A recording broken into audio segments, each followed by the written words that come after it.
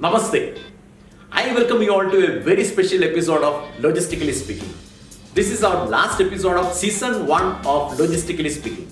And to make it extra special, we have with us Mr Balfour Manuel, who is the Managing Director of Blue Dart. Over the years, Mr Manuel has been instrumental in leading Blue Dart's growth and has helped shape it to the institution that it is today.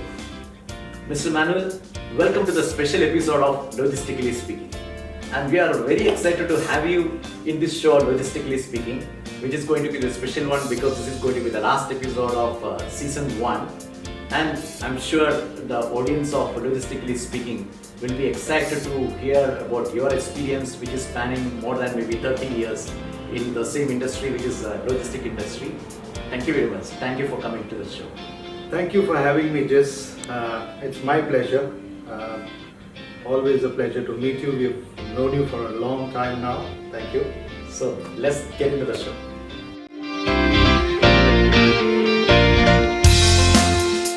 The usual question during this particular time: how was pandemic for you, and what was the impact on your business? And given the scale and the geographies where Blue Dart is present, how you could manage the situation? Yeah, that's a relevant question and a nice question, really. You know, our being present from the foot of Himalayas to south to Kanyakumari, it was much bigger an issue for Blue Dart to come to the normal levels of working. But as you know, we are a people-intensive industry, and we focused on two things. One is our customer and the people. And you know, in our DNA, we believe we are the best place to work for. So the first thing that we did was take care of our people. Just to give you an example, in the month of April, we paid all our increments, promotions, ex gracias, everything. And further on, somewhere in September, we rewarded our people, which gave them so much of confidence to say that they work for a great organization. This in turn gave us a scale in the norm. At times we were the only organization open in many cities. It was only our people moving around. So it's a great learning how you take care of people and how they return. It is said you take care of people, they take care of service. So it's been a great learning.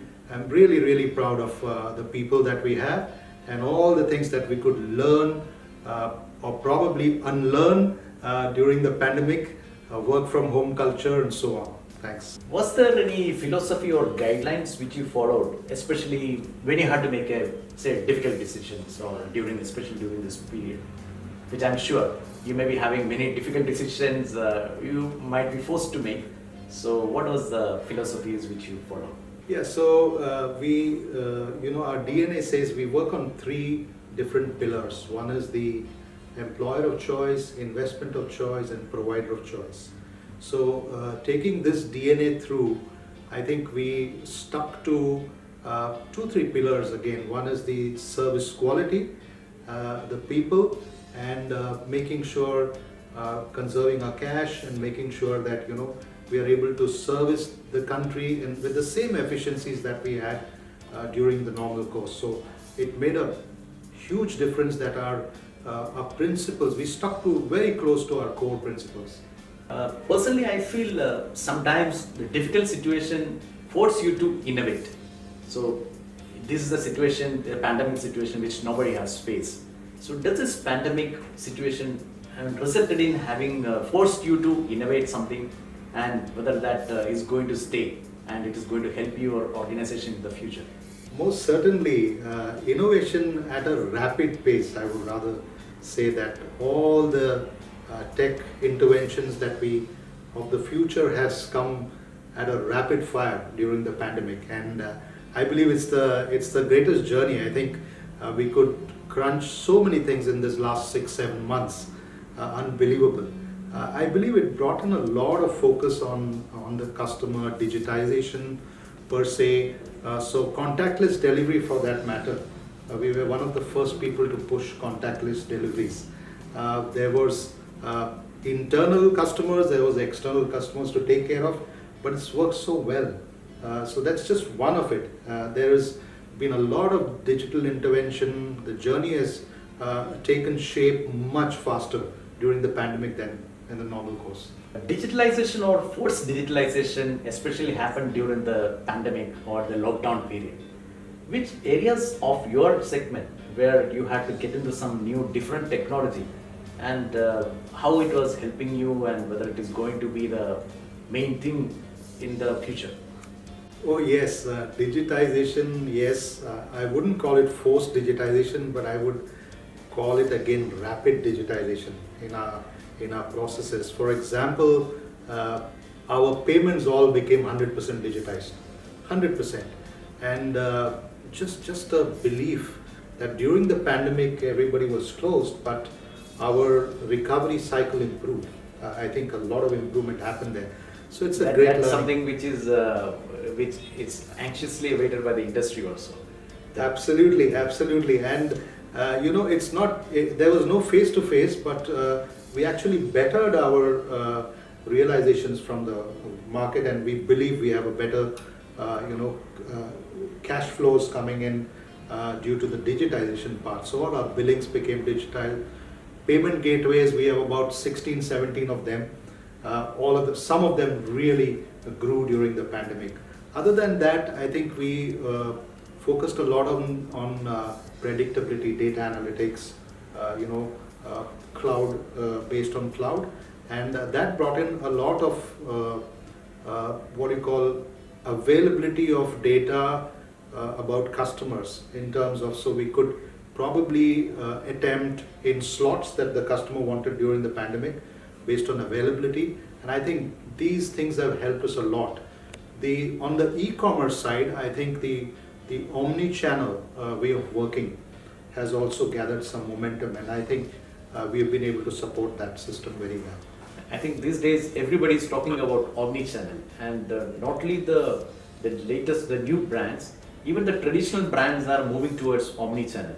So you really feel like this is going to be the future for retail marketing? I used to say this about 7-8 years ago. It's coming to be realized that now during the pandemic that your stores are your actually your inventory, and you pick up from. So there are quite a few brands. I don't mind, but I would stick to some of the leading brands have started with Blue Dart. So omni-channel from the stores to the customer has begun in a much bigger way. Consumer durables, garments, largely, and even consumer electronics for that matter in a big way, from the store to the customer. So a company like Blue Dart will plug into the store, whereas our API is working in the background, and you have a refurbishing happening.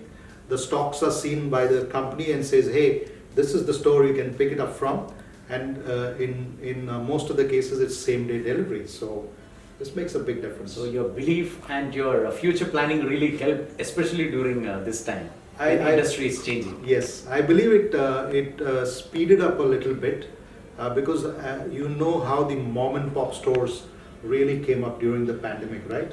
They all became people who would deliver at the door. And I guess the bigger footprint of the retail, dovetailing with e-tail, as we say, will see a bigger scale going forward. How have you coped with work from home? In the past, like in logistics, nobody used to talk about work from home, but now it has become like a norm. So how was your experience during that time, and do you think in logistic industry this is going to be the future? So really work from home is the new future, I would say. It's other than the new norm, there is a future there. In terms of our homes are going to be more digitized than before. It's now work from anywhere. That's the culture. You can work from anywhere. Our people are sitting across the country, and there's not a iota of loss in their productivity. So I think it's a learning, and I believe work from home can continue for quite some time. You mentioned in the logistics industries, of course, the back end works from home, but the front line, We had something like 30 odd thousand on the street for a long time. Of course, that will continue because they are the front line.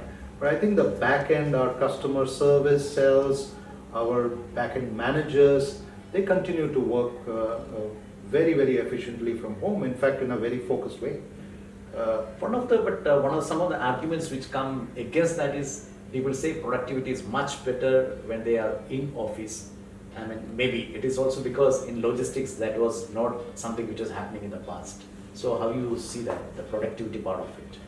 I would say, other than missing the face-to-face communication, my experience is there is more focus on, and there is the flip side is that you're more focused on the objectives. You're reviewing that every day face-to-face, so on and so forth. So I think it has a flip side of everybody. I would love to be in the office every day like everybody else, but the fact remains that I think we've been able to meet more teams virtually than when we were working otherwise. So every day you have 3 or 4 groups meeting together virtually, and that brings in more synergies, and I think that way it has improved. I'm not saying we should not go back, but I think this is a new learning. There has been focus, more virtual meetings, more and more global interfaces happening. I think it's a good development. Oh, that's great. You mentioned during this time there was some kind of technological changes and a few changes you did. But what kind of expansion thing you did during this time, which will of course help you in the new normal for the future? Oh, that's a wonderful journey. We actually worked very closely with the government initially, because we thought the businesses were shut down. So we became an essential service provider. As you know, we have the largest capacity fleets in the air. So we have 6 Boeing 757s in our ground network, and we became a partner to government under the UDAN scheme. So we, for the first time, we started ferrying our aircrafts back and forth internationally to carry PPEs, equipments, COVID kits, and so on and so forth. And that's been a big journey. It opened up a lot of, till the situation normalized on ground, we used a lot of flying outside the country. Other than that, increase the city pairs also? You increase during this time any city pairs you could increase or something like that? We cover the country very well, but if you ask me, we flew to many more airports. Our aircrafts moved to many more airports and touched many more points during the pandemic. That was new because state governments needed equipment, so we had to fly there. So it was not necessarily the scheduled network, but we started flying during the day as well. Ours is the night operations, we started flying during the day, and I think that's given a much more flexibility, much more capacity in the air. So that's a new development. And I think it's going to be more important, especially now with the news of vaccines which is coming in. There is going to be an opportunity, or I would say a service to the government to ferry this all around. Absolutely, we look forward to this opportunity. The reason being that we have the ability, we call them warehouses in the sky. We have the ability to reach very large quantity of material from one place to the other in a matter of hours. So our air capacity, our air power is a big strength. Other than that, we have a temperature controlled product, we have trained people, we have an ability to reach a large number of pin codes in the country with a temperature controlled product. So, and this product is with us for a decade. So I think the combination of ground and air ability with trained manpower, it makes it a very fertile ground for us to participate. Yeah, because I think you are one of the few companies who is very well established in this specific segment. So any incremental capacity you are planning, or you are already well prepared for this kind of sudden increase. Like today we are talking about giving vaccine to 1.3 billion people. That may result in 2.6 billion doses which you have to ferry around the world. A lot of cold chain is required, cold chain capacity is going to be required. I'm sure Ludat is present in all these kind of segment. So you are planning to expand your capacity, or you feel like your existing capacity will be able to service this kind of demand? certainly the scale is going to be something that we've not seen before, but we want to stay focused. We are an express company in the express industry, so we want to stay focused to that core competitors that we have. So everything that we do will be towards running our express network, whether it's air or ground. When you stick to your core, I believe our deliverables will be of much more relevance. So we will stick to our core, not move into something else. We do have the capability as an express company to carry temperature controlled goods from one place to the other. We'll stick to that core, and I think that is where our opportunity lies. And Mr. Manuel, on a personal level, could you reconnect with any hobby? I know you are a good singer, and or you could learn a new skill during this period. Yeah, virtual singing has happened. You're right. So virtual singing through the phone to people recording.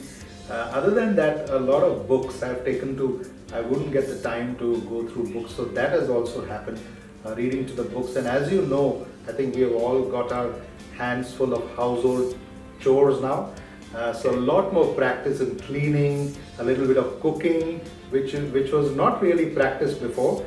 But I think I'm getting better and better in that. And on a lighter note, that may be some of the reasons guys want to come to office more faster than before. If you ask me, yes, I think it's a relief when you come to office. That you're far away and you're in your own space. Actually, home is your own space, but you feel you're back to your own space. So everybody wants to get back, but I think there are many homes which have, like in one of my rooms, have become an office. So I get in and get out only late evening. So I guess that is happening all over the place. Everybody, I'm sure.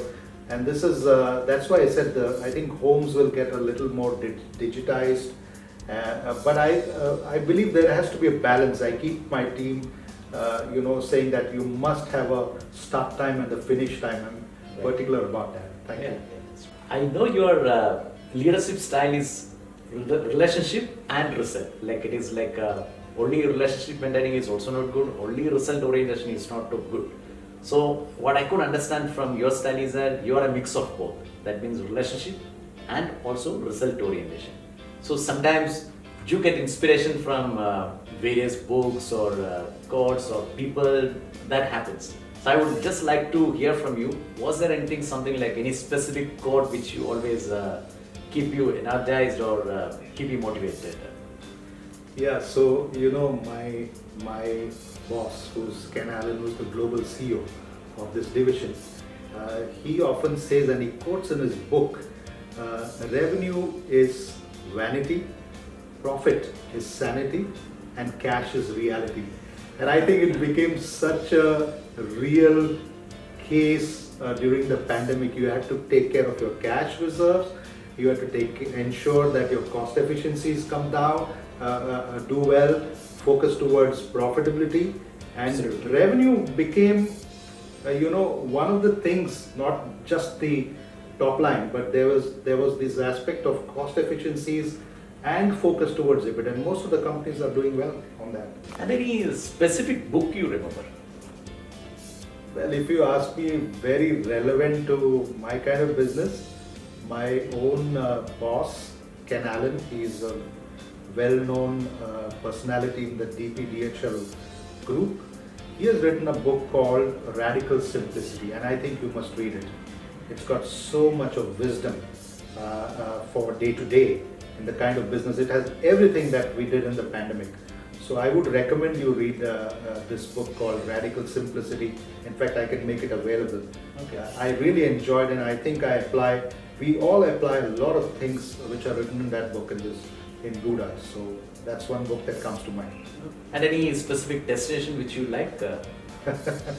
I love all destinations, but I would love to be in San Francisco. It's such a live city. The kind of art and culture and the mixture, is very enjoyable there. It's a very lively city. I love many cities that just came up. There's another town called Charleston in North Carolina.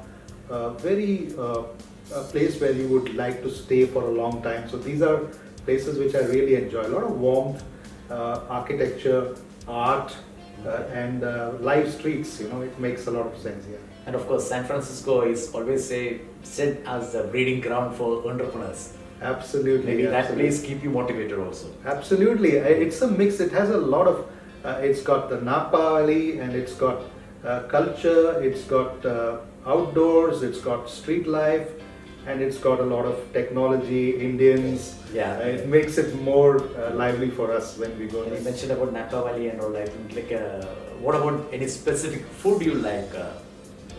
Any specific cuisine or Yeah, so one of the things which I love continental cuisine and our own Eastern cuisine. Not that I don't like the Arabic way or whatever, but Middle Eastern cooking and the continental cooking goes great with me. I enjoy that food. It's easier to cook. It's also much more palatable as far as I'm concerned. Okay. You tried your hands in making something like that? Yes, all the time, even during the pandemic. Easier to mix, easier to grill, easier to cook. It makes a lot, it's fun. Okay, that's great. And I don't know whether you are a movie buff, but any specific movie which you like? I can't remember many movies that stick to my head, but Ben-Hur is one. Oh, amazing. Yeah, Amazing. so each time I see, there is so much of learning there, courage, the can-do, everything seen in that movie, and what an epic. I mean, Okay. I really, that comes to top of mind. Oh, that's great. Even for me, sometimes I get kind of personal motivation or some strategies in business also from some of the movies. Maybe very small movies also, because every movie comes with some theme which sometimes will help you also. So you could find any such a movie which you could really relate to in your business or your life or anything like that? Quite a few. There are some Wall Street movies which is very iconic. Movies which I have seen and always been inspired the way these movies actually carry some of the decision making that you see in those movies. So I do watch some of the movies there, and I also see movies which are more of strategic, whether it is a war movie or whether it is a adventure movie. I watch them very, very closely in terms of what brings the win. Is it the courage? Is it the ability to stay? Is it the resilience? Ultimately, it's the resilience of the main character that carries you through. Okay, that's it. And thank you very much. Thank you, Mr. Manuel. Thank you for joining Logistically Speaking series. And this is going to be our last one for the season 1. So thanks a lot. Thanks for giving time. And it was really a privilege to have you in Logistically Speaking. And I'm sure that the audience of Logistically Speaking must have really learned something new, the style, leadership style of Mr. Manuel, which can always help the audience also. Thank you very much. Thank you for joining us. Thank you. I really appreciate what you're doing. I enjoyed this chatting with you, and I wish all the people in global logistics all the very well. I know this is a young organization, youngsters, and I think you're doing a great job. It's your world. The doors are wide open for you to grow, expand. But most of all, I'm really happy that you actually took this as one of the things to do, and I enjoyed the interview. Thank you very much. Thank you. Thank you. I hope all of you have enjoyed this episode and were able to gain from Mr. Manuel's experience and insight. I personally had a great time connecting with all of you through this series. While this is the last episode of season 1, we will be back with season 2 of Logistically Speaking very soon. Thank you very much, and till we meet next time, namaste.